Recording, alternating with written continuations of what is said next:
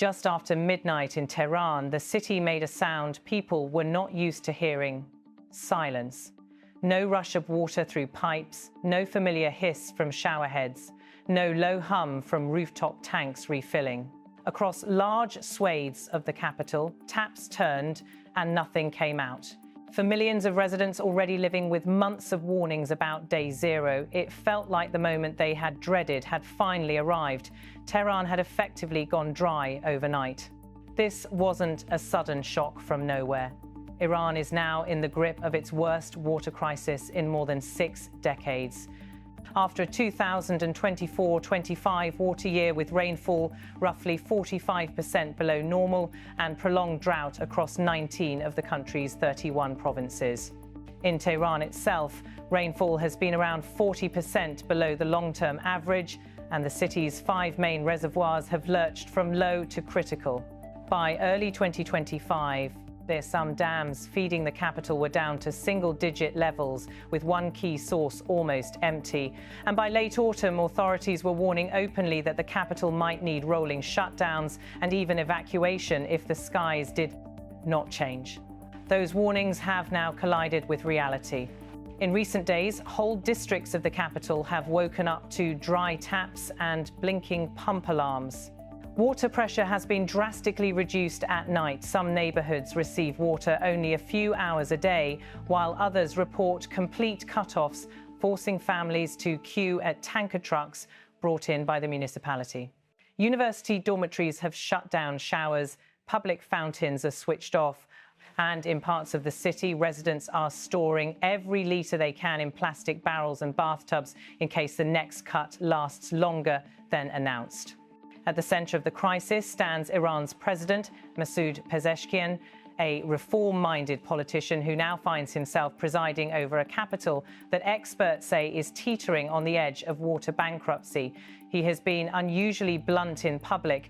In early November, speaking about the lack of rain and plunging reservoir levels, he warned that Tehran could not continue as normal if the weather did not change. Masoud Pezeshkian said if it doesn't rain in Tehran by late November, we'll have to ration water. That rationing is no longer a threat. It has become daily life. While national officials insist that there is still some water in the system, the pattern of sharp overnight cutoffs and unpredictable daytime supply has produced exactly what many feared: a sprawling metropolis where, for ordinary people, the experience is that the city has run dry. Behind the emergency lies a longer story of climate stress and human decisions. Iran sits in an arid and semi-arid belt. Droughts are not new. But what experts describe today is a crisis where a historic drought, record heat, and decades of mismanagement are piling on top of each other. Average temperatures have climbed. Summer heat waves now routinely push above 50 degrees Celsius in parts of the country, and rainfall patterns have shifted so severely that storms which once refreshed reservoirs simply no longer arrive. At the same time, Iran has built more than 600 dams, sunk hundreds of thousands of wells, and expanded cities and farms far beyond the limits of local water resources. Many of those dams now trap shallow lakes that evaporate quickly. Aquifers have been pumped faster than they can be replenished, and urban networks leak away precious water through aging, corroded pipes.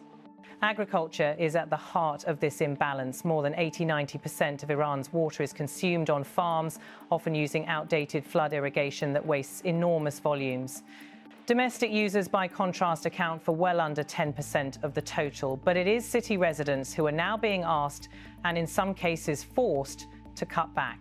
Earlier this year, Tehran's water authorities introduced 12-hour cutoffs for the top 5% of high-use households and urged everyone else to reduce consumption by at least 20% to avoid catastrophic shortages. The official in charge made it clear that there was no easy alternative. Tehran's water chief told residents that cutting usage was not a choice or option, but a necessity to avoid what he called water bankruptcy. The phrase has since echoed far beyond technical circles. In a pointed public intervention this month, Hashem Urei, who heads Iran's Federation of Energy Scientific Associations, urged officials to stop hiding behind softer language. He argued that the country needed to confront the scale of the problem honestly. saying authorities should quit talking about water imbalance and instead call it water bankruptcy. In Tehran, that bankruptcy takes visible forms. The dried-up Kan River west of the city, cracked earth where water once flowed into the Karaj Dam, and satellite images that show shrinking reservoirs retreating from their old shorelines. Inside the capital, it shows up in the daily rituals of carrying jerry cans up apartment stairwells, washing dishes in basins instead of sinks, and collecting grey water from washing machines to flush toilets. President Pezeshkian has begun to link the crisis to deeper questions about where and how Iranians live. In one widely reported speech, he said the country must confront the possibility that its political centre can no longer remain where it is. Masoud Pezeshkian said, "We no longer have a choice." He has argued that moving the capital, a debate that has surfaced repeatedly over the past 2 decades, is now becoming a necessity because Tehran is simply running out of water and cannot be sustained. In the long term, the idea of relocating a capital city because its taps are going dry sounds extreme, but Tehran's crisis is approaching that level. A combination of government reports, expert analysis, and international monitoring paints a stark picture. Dam reservoirs feeding the city are in some cases below 15% of capacity. One major dam has been reduced to just a few percent. And rainfall over the water year remains at historic lows. International observers talk routinely now about a looming day zero, the point at which the city's water system can no longer supply its population. Cape Town in South Africa came close to such a moment in 2018. Now Tehran has become one of the world's starkest examples of a megacity inching toward that line. At street level, the crisis is reshaping daily life. In working-class districts in the south of Tehran, families are waking up at 3 or 4 a.m. to fill every container they own in the short window when water briefly surges through the pipes. Further north, more affluent neighbourhoods, which once enjoyed near-constant supply, are now facing heavy pressure cuts and unannounced outages as authorities target excessive users. Hospitals and clinics are being given priority in distribution plans. But even there, staff report struggling with hygiene and sterilisation when storage tanks run low. Small workshops and factories that rely on water, from metalworking to food processing, face shutdowns when supply is cut, compounding an economy already weakened by sanctions, inflation, and the aftermath of this year's war with Israel. Authorities are scrambling to find emergency fixes. Tanker trucks have been dispatched from water-richer provinces. Pipelines are being rerouted to shift what little water remains toward the capital, and the government has even explored the idea of importing water from neighbouring countries, at least in the short term, to keep basic services running. Cloud-seeding flights have been touted on state media, although meteorologists note that without sufficient moisture in the atmosphere, such programs cannot manufacture rain out of nothing. None of these moves, however, address the structural drivers of the crisis. Experts point to decades of policies that encouraged water-intensive crops, subsidized electricity for pumping groundwater, and treated rivers, lakes, and aquifers as infinite resources. A recent study framed Iran's water emergency as the result of overuse, inefficiency, and neglect, arguing that domestic mismanagement has turned a natural challenge into a full-blown hydrological disaster. Political tensions around the issue are rising. In previous years, water shortages in cities like Khuzestan and Isfahan triggered protests that were met with heavy security responses. So far, Tehran has not seen demonstrations on that scale during this latest wave of cuts, but frustration is palpable. Residents grumble that they are being blamed for long showers and green lawns, while vast volumes disappear into leaky canals, inefficient farms, and outdated industrial plants. Inside government, there is also a struggle over how to explain the crisis. Some officials lean heavily on climate change and the region's drought, pointing to global warming and shifting storm tracks that make rain less frequent over Iran's mountains. Others, including technocrats and independent researchers, insist that governance is just as important, if not more so, than the weather. One recent analysis concluded that while Iran's geography has always been challenging, what has brought the country to the brink is mismanagement and flawed water governance. The stakes go far beyond comfort and convenience. As pipes run dry, the risk of disease rises.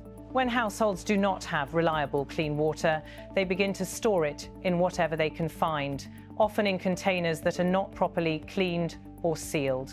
That creates conditions for bacterial growth and contamination. Poorer neighborhoods with already fragile health services are the most exposed, and doctors warn that prolonged shortages could lead to spikes in gastrointestinal illnesses, skin infections, and other preventable conditions. For families in Tehran, though, the crisis is often felt in more intimate ways. Parents are calculating whether they can afford to buy bottled water for their children.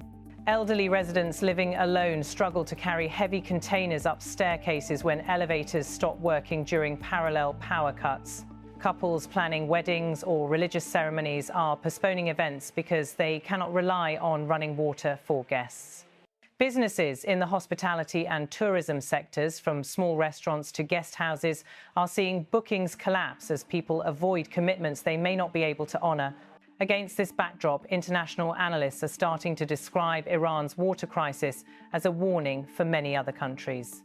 A recent report argued that what is now happening in Tehran, an overgrown capital city built on finite water, held together by aging infrastructure and political promises, is a preview of what could strike other megacities in arid regions if climate change and mismanagement continue unchecked. Inside Iran itself, the debate is shifting from technical fixes to questions of political responsibility and social justice. Critics argue that decades of short-term decisions, corruption, and refusal to reform have left ordinary people to bear the consequences. Some point to high-profile comments by officials blaming extravagant households while overlooking powerful interests in agriculture and industry. Others highlight the symbolic weight of water in Iran's modern history, reminding the public that early revolutionary leaders promised cheap or even free utilities as part of a social contract that now lies in tatters. For now, Tehran is living day to day. Each new forecast is scanned anxiously for any sign of rain. Meteorologists know that even a few strong storms will not rebuild years of lost reserves, but they might buy time, refilling some reservoirs and relieving pressure on the system. Without such relief, the capital will remain on the edge. One extended dry spell, one miscalculation in rationing could push parts of the city over the brink into a genuine, sustained day zero where taps are not just unreliable, but silent for weeks. The president and his government face a narrowing set of choices. They can accelerate emergency imports, fast-track desalination and pipeline projects, and push through painful reforms in agriculture and industry that were long considered politically risky. They can also move ahead with plans to gradually shift administrative functions and eventually millions of people out of Tehran to a region with more sustainable water resources. None of these steps will be easy in a country already strained by economic sanctions, political fragmentation, and security threats. What Tehran's dry taps have made impossible, however, is denial. When entire districts wake up with no water flowing, the crisis can no longer be framed as a distant future risk or a technical puzzle for engineers. It is something people feel in their kitchens and bathrooms, in schools and hospitals, on factory floors and university campuses. As one senior climate rights advocate put it recently, Iran's water system is being pushed past its limits with potentially catastrophic impacts. The overnight blackout that left parts of Tehran dry is a tipping point, whether or not it turns out to be the formal day zero. It has turned years of warnings into a lived experience for millions. The question now is whether Iran's leaders and the international community watching this unfold treat that experience as a final alarm, or simply as one more crisis to be managed until the next emergency arrives.